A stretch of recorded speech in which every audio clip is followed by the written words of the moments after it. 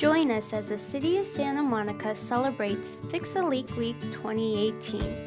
We will be showing you how to find and fix common household leaks.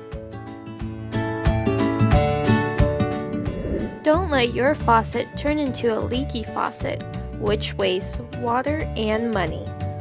Oh no, it looks like Dewey's faucet is leaking. What can he do to fix it? Most small leaks can be fixed by turning off their water valve and simply replacing a worn-out washer with a new one. If your faucet won't stop leaking, make sure you call a licensed and professional plumber to help you out.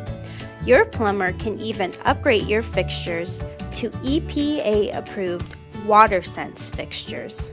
And just like that, you have helped the earth and yourself by saving water and money. For more information about household leaks, including step-by-step how-tos, visit the City of Santa Monica water page.